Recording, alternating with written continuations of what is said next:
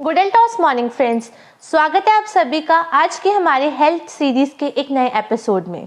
दोस्तों, आप सबको पता है इस हेल्थ सीरीज में हमने काफ़ी सारी हेल्थ प्रॉब्लम्स के ऊपर अब तक डिस्कशन किया है एंड उम्मीद करती हूँ आपने उन सभी एपिसोड्स को बहुत अच्छे से फॉलो किया होगा। तो आज का भी जो हमारा एपिसोड है ये बहुत ही एक serious and common health problem में एक साथ कहूँगी, क्योंकि कॉमन इसलिए है बिकॉज ऑलमोस्ट हर एक व्यक्ति इससे सफ़र करता ही करता है लाइफ में and on a daily basis suffer करता है अगर उसकी हैबिट्स खाने की लेकर अच्छी नहीं है। एंड सीरियस भी इसलिए कहूँगी क्योंकि अगर इसको हम रेगुलर बेसिस पर ट्रीट नहीं करते एंड ये प्रॉब्लम्स फ्रीक्वेंटली एक पर्सन के साथ होती रहती हैं तो ये बहुत जल्दी ये सीरियस प्रॉब्लम्स में कन्वर्ट हो जाती हैं। दोस्तों, मैं बात कर रही हूँ एक ऐसे ही हेल्थ प्रॉब्लम जिसको हम टर्म देते हैं गैस्ट्रिक प्रॉब्लम्स। जी हाँ, गैस्ट्रिक प्रॉब्लम्स को हम ऑफनली गैस्ट्रोइंटेस्टाइनल इश्यूज भी बोलते हैं। दोस्तों, ये जो सारे इश्यूज होते हैं ये कहीं ना कहीं हमारी डेली लाइफ को ही इम्पैक्ट करते हैं। अगर तो ये फ्रीक्वेंटली होते रहते हैं तो ये हमें बहुत ही ज़्यादा सीरियस इश्यूज जो है वो हेल्थ की कॉज करते हैं। डेली बेसिस की प्रॉब्लम से हम बात करें तो जस्ट लाइक एसिडिटी हो गया, इंडाइजेशन हो गया। एसिडिटी का होना कहीं ना कहीं हमारी जो अनहेल्दी डाइटरी हैबिट्स है इसको दर्शाता है। आप सडनली कुछ खा रहे हो या एकदम से बहुत ज़्यादा खा लेते हो, देन आप एक सिटिंग मोड पे बैठते हो, आप उसको डाइजेस्ट करने के लिए कोई एफर्ट नहीं करते, it can automatically leads to acidity. या आप बहुत ओवर स्पाइसी फूड खाते हो या बहुत ज़्यादा हैवी मील्स खा लेते हो एकदम से, तो ये आपके कहीं ना कहीं एसिडिटी एंड इंडाइजेशन जैसी प्रॉब्लम्स को जो है वो कंट्रीब्यूट करते हैं। एंड यही अगर प्रॉब्लम्स फ्रीक्वेंटली यानी कि डेली बेसिस पे होने लग जाए या फिर हफ्ते में 2 से 3 बार होने लग जाए तो कहीं ना कहीं ये एक सीरियस हेल्थ इश्यूज़ की तरफ इंडिकेशन देते हैं। तो इट इज़ वेरी इंपॉर्टेंट कि हमें सबसे पहले अपनी जो गैस्ट्रिक प्रॉब्लम्स है इनको फोकस करना चाहिए, क्योंकि कोई भी प्रॉब्लम है जब ये आपके पेट से स्टार्ट होती है ये आपकी पूरी की पूरी बॉडी में जो है वो उसका असर डालती है। अनटिल अनलेस आपका फूड अच्छे से डाइजेस्ट नहीं हो रहा आपका मेटाबॉलिज्म स्लो हो जाएगा। एंड जब हमारा मेटाबॉलिज्म स्लो होता है तो हर चीज़ का जो इफेक्ट है वो कहीं ना कहीं डिलेड होकर मिलता है। इनफैक्ट अगर आप कोई सप्लीमेंटेशन भी लेते हैं तो भी अगर आप उसकी डाइजेशन सही से नहीं होती, उसका मेटाबॉलिज्म सही नहीं होता, तो हमें उसके जो रिजल्ट्स हैं वो बहुत ज़्यादा डिले होके मिलते हैं।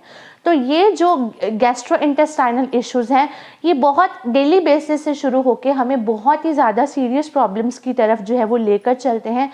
आज इस एपिसोड में मैं आपको ये जो सारी प्रॉब्लम्स हैं जो जनरली होती हैं, क्यों होती हैं और उनके क्या क्या सिम्टम्स हैं, आपको ये सारे बताने वाली हूँ।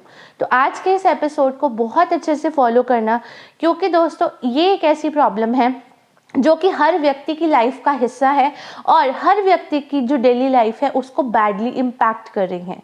तो आज हम लोग डिस्कशन करने वाले हैं गैस्ट्रिक प्रॉब्लम्स के ऊपर, जिसको हम गैस्ट्रोइंटेस्टाइनल इश्यूज भी बोलते हैं। सबसे पहले हम बात करते हैं इन गैस्ट्रोइंटेस्टाइनल इश्यूज के कॉजेज के ऊपर, यानी कि क्या क्या ऐसे कॉमन कॉजेज हैं जो कि हमारी डेली लाइफ से ही जुड़े हुए हैं जिनकी वजह से हमें जो है ये प्रॉब्लम्स होती हैं। The first one is your lifestyle. जो सबसे पहला कॉज है that is your diet and lifestyle. दोस्तों, ये एक ऐसा हमारा जो डेली लाइफ का पार्ट है, हमारा diet and lifestyle I guess जो हर एक हेल्थ प्रॉब्लम में कंट्रीब्यूट करता है। And specially when it comes to आपका स्टमक, आपकी डाइजेशन, तो सबसे ज़्यादा अगर कोई हमारी इनडाइजेशन को ट्रिगर करता है या सबसे ज़्यादा कोई हमारी गैस्ट्रोइंटेस्टाइनल इश्यूज़ को बढ़ाता है तो वो होता है हमारा डाइट एंड लाइफस्टाइल। इसके अंदर सबसे पहले तो मैं बात करूंगी हमारी अनहेल्दी ईटिंग हैबिट्स की तरफ। दोस्तों, अनहेल्दी ईटिंग हैबिट्स से मतलब है हमारा पैकेज्ड फूड, हमारा ऑयली फूड, हमारा जंक फूड, या फिर बहुत क्लियरली वो सारा फूड जिसके अंदर ना तो फाइबर है, ना प्रोटीन है, ना कार्बोहाइड्रेट्स हैं, ना वाटर कंटेंट है, ना ही किसी भी तरह के विटामिन्स एंड मिनरल्स है। यानी कि अगर हम उसका न्यूट्रिशनल कंटेंट देखें तो दैट इज़ ऑलमोस्ट ज़ीरो। तो ऐसा फूड अगर हम अपनी लाइफ में, अपनी डाइट में हर रोज़ ऐड करते हैं तो कहीं ना कहीं ये हमारी बॉडी की जो essential nutrients and vitamins already body के अंदर प्रेजेंट होते हैं ये उनकी भी अब्जॉर्प्शन करके हमारी बॉडी में से उसको एक्सक्रीट आउट करने में हेल्प करता है। तो जो भी सारा आप अनहेल्दी फूड खाते हो या फिर जंक फूड, ऑयली फूड खाते हो, तो ये कहीं ना कहीं सबसे ज़्यादा इम्पैक्ट करता है, क्योंकि जो भी आप ऑयली फूड खाते हो मार्केट का वो आई थिंक सो बहुत ज़्यादा टाइम वो फ्राई हो चुका होता है, तो उसके जो एक्चुअली अच्छे हेल्दी फैट्स होते हैं वो पूरे के पूरे डिज़ोल्व हो जाते हैं, पूरे के पूरे ख़त्म हो जाते हैं। ओनली अनहेल्दी फैट्स जो हैं वो आपको उस फूड से मिलते हैं, जो कि इनडायरेक्टली आपकी बॉडी में जाके आपके कोलेस्ट्रॉल लेवल को, आपके ट्राइग्लिसराइड लेवल को जो है वो बढ़ाते हैं। तो इस वजह से ये जो आपकी अनहेल्दी ईटिंग हैबिट्स हैं, ये सबसे मेजर रोल प्ले करती हैं आपकी गैस्ट्रिक रिलेटेड प्रॉब्लम्स को बढ़ाने में। दूसरा पॉइंट जो इसमें आता है, that is your over eating. Over eating से मतलब है, मान लीजिए आपने अपने दिन की शुरुआत की, राइट, आपने अपना वर्क स्टार्ट किया, आपने ब्रेकफास्ट भी बहुत जल्दी जल्दी में किया एंड जितना करना था उतना नहीं किया।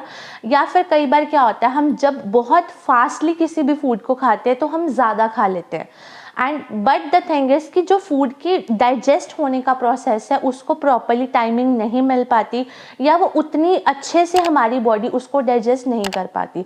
तो सेम, या तो हम क्या करते हैं, इतने बिजी हो जाते हैं, हमारा लंच स्किप हो जाता है या हमारी मिड मॉर्निंग मील्स स्किप हो जाती हैं, तो जैसे ही हमें टाइम मिलता है हम एकदम से खाने की तरफ भागते हैं क्योंकि हमें बहुत ज़्यादा भूख लगी होती है। एंड उस टाइम पे हम ये भूल जाते हैं कि हमें बहुत स्लोली एंड बहुत हेल्दी फूड को ऑप्ट करना है। तो उस टाइम पे क्या होता है, हमें जो भी चीज़ मिलती है हम उसको खाने की तरफ दौड़ते हैं, एंड ऐसे टाइम पे जब आप मील्स स्किप करते हो आप ओवर ईटिंग कर लेते हो। जब आप ओवर ईटिंग करते हो तो उसका भी जो प्रोसेस है अगेन आपके मेटाबॉलिज्म को स्लोअर डाउन करने में हेल्प करता है। आप हेल्दी फूड ऑप्ट करने की बजाय आप नॉन हेल्दी फूड को ऑप्ट करते हो, एंड जब भी हम ओवर ईटिंग करते हैं इट डायरेक्टली कॉजेज एसिडिटी या फिर इंडाइजेशन। तो मेक श्योर आप जब भी मील्स खा रहे हो एटलीस्ट आप एवरी 2 to 3 आवर्स बहुत छोटा छोटा लाइट मील्स है उसको प्रेफर करो। आप डे में फ्रूट्स, वेजिटेबल्स या फिर सैलेड्स ऐड करिए, एंड हर एक मील को, चाहे वो आपका ब्रेकफास्ट है, चाहे वो आपका लंच है या फिर आपका डिनर है, उसको बिल्कुल भी स्किप ना करें, बिकॉज जो ओवर ईटिंग है ये आपकी इंडाइजेशन को कॉज करती है, which can directly lead to आपका gastrointestinal issues. The third one is inadequate hydration. दोस्तों, इतने बिजी शेड्यूल में से अब खुद के लिए जब हम खाने के लिए टाइम नहीं निकाल पाते तो ऑब्वियसली हमारे पास अपनी जो वाटर है उसके इनटेक के लिए भी प्रॉपर टाइम नहीं बचता। ज़्यादातर आज का जो यूथ है वो पानी पीने की बजाय कोल्ड ड्रिंक्स प्रेफर करता है, टी एंड कॉफ़ी प्रेफर करता है, which is directly affecting your GI tract, पूरे के पूरे ट्रैक्ट को इफेक्ट करता है।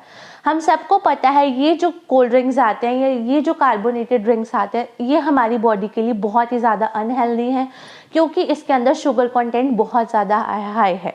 तो ऐसे में कहीं ना कहीं जब भी हमें टाइम मिलता है हम पानी को पीने की बजाय हम इन सभी चीज़ों को ऑप्ट करते हैं। एंड पानी हम सबको पता है on an average daily basis पर हर एक व्यक्ति को 3 से 3.5 लीटर पानी जो है वो पीना ही चाहिए। एंड जब हमारी बॉडी को इतना सफिशिएंट वाटर नहीं मिलता तो ये हमें बॉडी में डिहाइड्रेशन कॉज करते हैं, एंड जब डिहाइड्रेशन होती है तो हमारी जो इंटेस्टाइनल लाइनिंग्स होती हैं, मेम्ब्रेन्स होती हैं, उनके अंदर भी पानी की कमी आ जाती है। एंड डिहाइड्रेशन ना सिर्फ आपकी बॉडी को इफेक्ट करता है बल्कि आपकी स्किन को भी बैडली इफेक्ट करता है। सो अगर आप अपनी डाइट एंड लाइफस्टाइल में इन तीनों चीज़ों को मॉडिफाई करते हो, यानी कि अनहेल्दी ईटिंग हैबिट्स छोड़ते हो, दूसरा ओवर ईटिंग को अवॉइड करते हो, एंड तीसरा डिहाइड्रेशन से बचते हो, तो आप अपने आप को इन गैस्ट्रिक रिलेटेड प्रॉब्लम से बचा सकते हो। चलते हैं हम इसके नेक्स्ट पॉइंट पर। नेक्स्ट पॉइंट है हमारा स्ट्रेस। दोस्तों, ओवर स्ट्रेस लेने से भी काफ़ी सारी डाइजेस्टिव इश्यूज आते हैं, जैसे कि जब हम बहुत ज़्यादा स्ट्रेस लेते हैं तो ये हमें IBS यानी कि इरिटेबल बोवल सिंड्रोम जो है वो कॉज करता है, जिससे हमारी जो बोवल मूवमेंट्स हैं उनके ऊपर बहुत ज़्यादा इफेक्ट पड़ता है। एंड समटाइम्स ये जो IBS की प्रॉब्लम है ये हमें कॉन्स्टिपेशन की तरफ भी लीड करती है। सो कोशिश करो जितना आप डेली बेसिस पर स्ट्रेस को अवॉइड कर सकते हैं उतना कीजिए। बाकी आप जितना ज़्यादा स्ट्रेस लोगे उतना ज़्यादा ये आपके डाइजेस्टिव सिस्टम को अफेक्ट करेगा। नेक्स्ट पॉइंट की बात करूं तो दैट इज इन्फेक्शंस। दोस्तों, हमारे एक गट बैक्टीरिया रहता है जिसको हम बोलते हैं हेलिकोबैक्टर पाइलोरी यानी कि H पाइलोरी। तो ये एक ऐसा बैक्टीरिया है जो कि हमारे डाइजेस्टिव सिस्टम को जो है हार्म कॉज करता है, उसको डिस्कम्फर्ट कॉज करता है। तो जब ये बैक्टीरिया जो है वो ज़्यादा ग्रोथ में आ जाता है तो उस टाइम पे भी हमारी जो इंडाइजेशन है या फिर गैस्ट्रो रिलेटेड प्रॉब्लम्स हैं वो क्रिएट होती हैं। तो ये भी एक बहुत बड़ा कारण है कि जब आपकी बॉडी में एच पाइलोरी बैक्टीरिया का मात्रा ज़्यादा बढ़ जाता है तो उस टाइम आपको गैस्ट्रिक रिलेटेड इश्यूज जो है वो हो जाते हैं। Next point is medication. Obviously जब हम ऑलरेडी किसी ना किसी मेडिकेशन के ऊपर होते हैं, समटाइम्स वो सारी की सारी जो मेडिकेशंस होती हैं वो हमारी बॉडी को अच्छे से सपोर्ट नहीं करती, सब उसको काउंटरएक्ट करती हैं। तो कुछ ऐसी सर्टेन मेडिकेशंस हैं जो कि आप डेली बेसिस पे अगर लेते हो तो कहीं ना कहीं वो आपकी बॉडी में गैस्ट्रो इंटेस्टाइनल ट्रैक्ट को इफ़ेक्ट करती हैं, जिससे ओवरऑल आपका जो डाइजेस्टिव सिस्टम है उसके ऊपर इसका असर पड़ा। नेक्स्ट अगर मैं यहाँ पे बात करूँ तो दोस्तों एक मेडिकल कंडीशन होती है जिसको हम बोलते हैं अल्सरेटिव कोलाइटिस, यानी कि आपके डाइजेस्टिव ट्रैक्ट के अंदर अल्सर्स हो जाना, गैस्ट्रिक अल्सर्स हो जाना।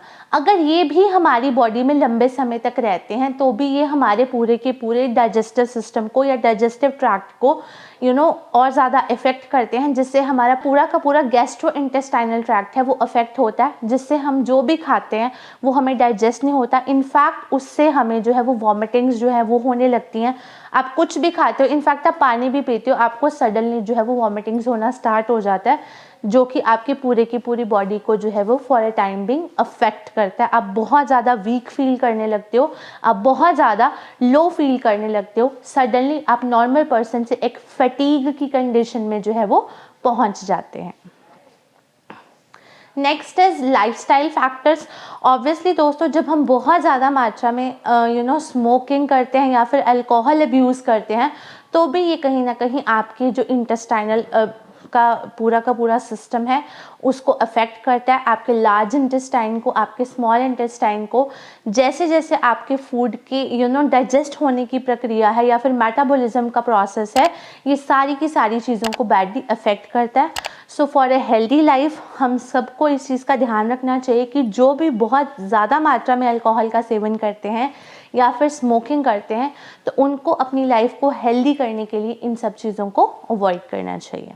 सो दोस्तों ये थे कुछ कॉमन कॉजेज़ प्रॉब्लम्स जो कि हमें गैस्ट्रो इंटेस्टाइनल ट्रैक्ट से रिलेटेड हैं। सो दोस्तों अब बात करते हैं कुछ कॉमन गैस्ट्रिक रिलेटेड प्रॉब्लम्स की। तो सबसे पहली जो मोस्ट कॉमन प्रॉब्लम है वो है एसिड रिफ्लक्स एंड GERD। इसके जो मेजर सिम्टम्स हमें दिखाई देते हैं वो होते हैं हमारा चेस्ट पेन एंड साथ ही साथ आप जब भी कुछ खाना खाते हो आपको चेस्ट में बर्निंग सेंसेशन आना, ऐसा लगता है खाने के बाद कुछ आपके चेस्ट में जो है वो जलन हो रही है। एंड इसका रीज़न जो है, इसका कारण, इसका कॉज ये है कि जो भी आपका स्टमक का जो एसिड है राइट वो आपके ईसोफेगस में फ्लो बैक कर जाता है। मीन्स जो हमारे स्टमक में HCl एसिड होता है वो हमारे खाने को डाइजेस्ट करने के लिए होता है, बट जो आपका पैसेज होता है ईसोफेगस जहाँ से खाना नीचे की तरफ जाके डाइजेस्ट होता है तो वो जो आपका स्टमक का एसिड है वो फ्लो बैक कर जाता है आपके ईसोफेगस में। तो उस कंडीशन को हम बोलते हैं GERD या फिर acid reflux. So next condition की अगर मैं बात करूं तो दैट इज आपका गैस्ट्रिक। ये इसके जो मेजर सिम्टम्स हैं दैट इज नोजिया, मीन्स आपको चक्कर आना। देन दूसरा है ब्लॉटिंग यानी कि आपका पेट का फूल जाना। And the third one is stomach pain यानी कि आपके पेट में जो है वो फ्रीक्वेंटली दर्द होते रहना। इसका जो मेन कॉज है, इसका मेन कारण है दैट इज कि आप जब भी आपकी जो स्टमक लाइनिंग है आप खाना खाते हो वो आपको डाइजेस्ट नहीं होता। एंड गैस्ट्रिक होने का सबसे बड़ा मेन रीज़न है आपकी इंटेस्टाइनिंग जो लाइनिंग है उसके ऊपर इन्फ्लेमेशन हो जाना, उसकी सूजन हो जाना, जिसकी वजह से आपका खाना डाइजेस्ट नहीं होता, मेटाबॉलिज्म ओवरऑल स्लो हो जाता है। तो आपको ये जो गैस्ट्रिक की प्रॉब्लम है उस टाइम पे आपको होती है। The third one is peptic ulcers. Peptic ulcers के सिम्टम हैं कि आपको जब भी आप कुछ खाते हो, इनफैक्ट आप पानी भी पीते हो तो आपकी बॉडी में बर्निंग सेंसेशन होना, आपके स्टमक में पेन होना एंड आपके पेट में ब्लॉटिंग हो जाना यानी कि अननेसेसरी पेट का फूल जाना। इसके कारण है दोस्तों जो भी आपकी बॉडी में बैक्टीरिया होता है एच पाइलोरी, उसकी ग्रोथ या फिर आपकी जो स्टमक की लाइनिंग है उसके ऊपर जो है वो सोर्स हो जाते हैं, अल्सर्स हो जाते हैं। इससे जब भी आपकी बॉडी में आप कुछ भी खाते हो, खास करके जब आप स्पाइसी फूड खाते हो, इनफैक्ट आप नॉर्मल पानी भी पीते हो, उस टाइम पर भी आपको बहुत ज़्यादा जलन होती है, क्योंकि ये आपकी जो बॉडी इंटेस्टाइनल की अपर लाइनिंग है यानी कि सबसे ऊपर की परत है उसके अंदर ही सोर्स हो जाते हैं, जख्म हो जाते हैं, जिसको हम साइंटिफिक टर्म में पेप्टिक अल्सर्स बोलते हैं। सो जो नेक्स्ट प्रॉब्लम है आपकी गैस्ट्रिक रिलेटेड प्रॉब्लम से रिलेटेड, उसका नाम है हमारा IBS यानी कि इरिटेबल बोवल सिंड्रोम्स। इसके सिम्टम्स की मैं बात करूं दोस्तों तो वो है आपका ब्लॉटिंग, अगेन से पेट का फूल जाना, आपका बर्निंग सेंसेशन। इसके अगर मैं सिम्टम्स की बात करूं तो वो है हमारा एब्डोमिनल पेन यानी कि पेट में दर्द होना, देन इसके साथ साथ ब्लॉटिंग हो जाना यानी कि पेट का फूल जाना, आपको डायरिया हो जाना यानी कि वाटर की कमी यानी कि पानी का जो आपका लेवल है बॉडी के अंदर वो कम हो जाना। इसी के साथ साथ या फिर हमारा जो एक सिम्टम है वो है कॉन्स्टिपेशन, जो कि सबसे ज़्यादा कॉमन है जब हम इरिटेबल बोवल सिंड्रोम की बात करते हैं। तो इसका एग्जैक्ट कॉज दोस्तों आज तक नहीं क्लियर हो पाया है, बट ऑब्वियसली ये हमारा डाइट एंड हमारी जो ब्रेन की आपस की कनेक्शन है उसकी वजह से ही हमें ये जो प्रॉब्लम्स है वो होती हैं। एंड कॉन्स्टिपेशन होने का ऑब्वियस सा रीज़न है हमारी डाइट में फाइबर की कमी या फिर वाटर कंटेंट की कमी। सो IBS जो है ये आपको diarrhoea and at the same time constipation भी जो है वो कॉज कर सकता है। सो नेक्स्ट प्रॉब्लम जो कि सबसे ज़्यादा कॉमन है in terms of gastric related problems, that is constipation. Constipation जब होता है तो हमें जो हमारी बॉवल मूवमेंट्स होती हैं वो इनफ्रीक्वेंट हो जाती हैं, यानी कि हम 2 से 3 दिन तक अपनी जो स्टूल है उसको समटाइम्स पास नहीं कर पाते। एंड ये जो सीवियर कॉन्स्टिपेशन अगर हमारी बॉडी में रहती है तो ये डायरेक्टली हमें पाइल्स की प्रॉब्लम को भी लीड करती है। एंड इसका जो सबसे बड़ा कारण है वो है हमारा पुअर डाइट, जैसे कि मैं आपको पहले भी बता चुकी हूँ। दूसरी चीज़ हमारा पानी का कमी होना शरीर के अंदर, डिहाइड्रेटेड बॉडी। एंड तीसरी चीज़ कुछ सर्टेन मेडिकेशंस होती हैं जो कि अगर हमारी डेली लाइफ का पार्ट होती हैं तो उससे हमें रेगुलर लेने से कॉन्स्टिपेशन भी जो है वो हो जाती है। एंड मैं ये चीज़ बहुत क्लियरली आपको बताना चाहती हूँ, अगर किसी भी व्यक्ति को कॉन्स्टिपेशन रेगुलर हो रही है तो ये उसके लिए एक बहुत बड़ा वार्निंग साइन है, क्योंकि ये ना सिर्फ आपके पूरे के पूरे सिस्टम को इफ़ेक्ट करता है, आपके पूरे के पूरे ब्रेन को इफ़ेक्ट करता है, बल्कि आगे आने वाले समय में ये आपको पाइल्स जैसी प्रॉब्लम से भी सफ़र करने में हेल्प करेगा। देन नेक्स्ट प्रॉब्लम जो इससे लिंक्ड है दैट इज़ डायरिया। डायरिया होता है यानी कि आपका जो बॉवल मूवमेंट्स है उनका बहुत ज़्यादा बढ़ जाना, यानी कि आपके जो स्टूल है वो बहुत ज़्यादा मतलब दिन में पास आउट होना, जिसकी वजह से ऑटोमेटिकली आपका जो बॉडी का लेवल है वाटर वो कम हो जाता है, जिससे हमारी बॉडी बहुत ज़्यादा वीक फील करती है, आपको चक्कर आने लगते हैं, आपको नॉजिया जैसी कंडीशन हो जाती है। तो इसके लिए भी सबसे ज़्यादा अपनी डाइट के ऊपर फोकस करने की ज़रूरत है। अगर हम ऑलवेज़ बाहर का खाना खाएंगे या फिर ऐसा फाइबर लेस खाना खाएंगे तो ऑटोमेटिकली ये हमें डायरिया की तरफ जो है वो लीड करता है। सो ये हैं दोस्तों कुछ कॉमन कंसर्न्स जो कि आपके गैस्ट्रोइंटेस्टाइनल रिलेटेड प्रॉब्लम्स के साथ लिंक्ड हैं। सो अब हम चलेंगे हमारे इसके ट्रीटमेंट की तरफ कि अगर किसी भी व्यक्ति को गैस्ट्रिक रिलेटेड प्रॉब्लम्स हैं तो हमें उसका क्या क्या ट्रीटमेंट जो है वो एल्टॉस के माध्यम से लेना चाहिए। तो इसके ट्रीटमेंट की अगर बात करें तो सबसे पहला जो सप्लीमेंट हम यहाँ पर ऐड करने वाले हैं दैट इज़ ओडिजेल सिरप, यानी कि हमारा एलोवेरा। दोस्तों एलोवेरा सबसे बेस्ट डिटॉक्सिफायर होता है एंड सबसे बेस्ट होता है हमारी गैस्ट्रिक रिलेटेड प्रॉब्लम्स के लिए या फिर हमारे स्टमक से रिलेटेड कोई भी प्रॉब्लम के लिए। जो लोग रेगुलर बेसिस पर एलोवेरा का सेवन करते हैं उन्हें कभी भी आपके पेट से संबंधित कोई भी जो समस्याएं हैं वो नहीं होती। एंड एलोवेरा में हमारा प्योर एलोवेरा है, इसका सेवन हमने सुबह शाम खाली पेट 20-20 ml करना है। आप चाहो तो इसको नॉर्मल वाटर में ले सकते हो, बट मैं सजेस्ट करूँगी जो लोग इसको ल्यूकवार्म वाटर में लेते हैं वेल एंड गुड है, बट अगर किसी को भी पेप्टिक अल्सर है या फिर बहुत सीवियर कॉन्स्टिपेशन है वो नॉर्मल वाटर से ही इसका सेवन जो है वो करें, राइट। नेक्स्ट जो प्रोडक्ट हम यहाँ पे सप्लीमेंट ऐड करने वाले हैं दैट इज़ अभिजाइम सिरप। दोस्तों ये कॉम्बिनेशन है आयुर्वेद की 9 मैजिकल हर्ब्स का, one of the finest product है फॉर आपका इंडाइजेशन या फिर गैस्ट्रिक रिलेटेड प्रॉब्लम्स के लिए। इसका सेवन भी हमें जो है वो सुबह शाम करना है एंड खाना खाने के बाद में करना है। जिसको बहुत सीवियर प्रॉब्लम है यानी कि बहुत लंबे समय से ऐसा हो रहा है या फिर फ्रीक्वेंटली हो रहा है तो वो इसका सेवन दिन में 3 बार भी कर सकते हैं। तो आपने सुबह शाम 2-2 चम्मच खाना खाने के बाद इसका सेवन करना है। एंड जिसको बहुत सीवियर प्रॉब्लम है वो सुबह दोपहर शाम तीनों टाइम 2-2 चम्मच खाना खाने के बाद इसका सेवन कर सकता है। जो नेक्स्ट सप्लीमेंट यहाँ पर ऐड करेंगे वो है हमारा व्हीट ग्रास टैबलेट या फिर पाउडर। एज पर द अवेलेबिलिटी आपके पास जो भी है आप इसको यूज़ करेंगे। इसमें प्योर हमारा जो व्हीट ग्रास है उससे ये बनाया गया है एंड इसका सेवन भी सुबह शाम करना है एंड खाली पेट करना है। जी हाँ, हमारा जो व्हीट ग्रास है इसको हम एम्प्टी स्टमक ही कंज्यूम करेंगे। आफ्टर दैट हमारे पास है स्वादिष्ट चूर्ण, जो कि हमारी डाइजेशन को बेटर करने के लिए है, जिनको भूख कम लगती है उनकी भूख को बढ़ाने के लिए है एंड आपकी जो पेट से रिलेटेड प्रॉब्लम्स हैं उसको ईज़ करने के लिए, उसको आसान करने के लिए है, राइट। तो इसका सेवन आपने सुबह शाम आधा से 1 चम्मच जो है वो करना है एज़ पर आपकी रिक्वायरमेंट, बट 1 चम्मच से ज़्यादा आप इसका एक टाइम पर सेवन नहीं करेंगे। ये जो प्रोडक्ट है, ये जो सप्लीमेंट है, ये कॉम्बिनेशन है 13 मैजिकल हर्ब्स का and one of the finest supplement आपकी डाइजेशन पावर को बूस्ट करने के लिए। तो एक बार फिर से कॉम्बिनेशन रिकॉल करवा देती हूँ। ओरिजेल सिरप, अभिजाइम syrup, then we have wheat grass tablet and स्वादिष्ट चूर्ण। सेम दोस्तों, अभिजाइम सिरप भी हमारे पास शुगर फ्री फॉर्म में भी अवेलेबल है एंड विद शुगर भी है। जो लोग हेल्थ कॉन्शियस हैं या फिर डाइट कॉन्शियस हैं, डायबिटिक हैं, वो लोग जो है वो यहाँ पर शुगर फ्री अभिजाइम सिरप का जो है वो यूज़ कर सकते हैं। सो ये था दोस्तों हमारा इसका कॉम्बिनेशन टू ट्रीट आपका गैस्ट्रिक रिलेटेड प्रॉब्लम्स।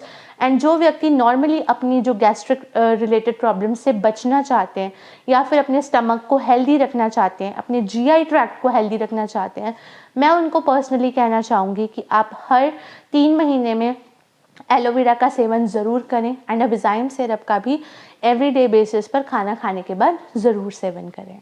सो अब बात करेंगे हम इसके कुछ टिप्स की, हमें क्या क्या चीज़ों को फॉलो करना चाहिए। सबसे पहले जिन चीज़ों का हमें ध्यान रखना है वो यही है कि अपनी डाइट को बेटर करो, अपनी डाइट्स में फ्रूट्स एंड वेजिटेबल्स ऐड करो, सीजनल वेजिटेबल्स का ज़्यादा सेवन करो, क्योंकि ग्रीन लीफी वेजिटेबल्स में सबसे ज़्यादा फाइबर होता है। तो अगर आप सीज़न के अकॉर्डिंग फ्रूट्स एंड वेजिटेबल्स लेंगे एंड ग्रीन लीफी वेजिटेबल्स को प्रेफर करेंगे तो ये हमारी बॉडी के लिए काफ़ी बेटर है। अगर वहीं on the other hand avoid करने की बात करूँ तो आपको बाहर का खाना अवॉइड करना चाहिए। वंस इन अ मंथ या वंस इन अ 15 डेज़ हमारे लिए ये ओके है, बट जो लोग रेगुलरली खाते हैं किसी भी कारण से उनको ये चीज़ें अवॉइड करनी चाहिए। दूसरी चीज़, हमारी बॉडी में जो है वो वाटर की कभी कमी नहीं होनी चाहिए।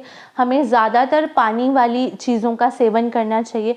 यहाँ पर आप लेमन वाटर को ले सकते हो। नॉर्मल पानी तो हमें 3-3.5 लीटर पीना ही है, या फिर आप कोकोनट वाटर को भी ऐड ऑन कर सकते हो। तीसरी चीज़ जो हमें करने की ज़रूरत है वो है हमारा रेगुलर फिज़िकल एक्टिविटी। जितना ज़्यादा आप वॉक के ऊपर फोकस करोगे या जितना ज़्यादा आप अपने स्टमक के योगास करोगे उतना अच्छा आपका खाना डाइजेस्ट होगा, उतना फास्ट आपका जो है वो मेटाबॉलिज्म होगा। एंड इसके अलावा अगर कोई भी व्यक्ति स्मोकिंग करता है या फिर अल्कोहल का यूज़ करता है, उनको इन चीज़ों को अवॉइड करना चाहिए। सो दोस्तों, ये हैं इसके कुछ प्रिवेंटिव मेजर्स। तो मैं फॉर श्योर सबके लिए ही ये चीज़ कहना चाहती हूँ कि अगर आप अपनी डाइट में इन सारी चीज़ों को ऐड ऑन करते हैं एंड जो चीज़ें लीव करने वाली हैं आप उनको छोड़ते हैं, तो डेफिनेटली आप अपने स्टमक को या स्टमक की लाइनिंग को हेल्दी रख सकते हैं, जिससे कभी भी आपको ये सारे इश्यूज से सफ़र ना करना पड़े। सो दोस्तों, ये था हमारा ऑल अबाउट गैस्ट्रिक या फिर गैस्ट्रिक रिलेटेड प्रॉब्लम्स, हमारे जीआई ट्रैक्ट के बारे में। उम्मीद करती हूँ ये इन्फॉर्मेशन आपको यूज़फुल लगी होगी। सो मिलूंगी आप सबसे मैं हमारे इस सीरीज़ के नेक्स्ट एपिसोड में। सो हमारे साथ ज़रूर बनिए रहिएगा। Thank you very much. जय हिंद, जय एल्टॉस।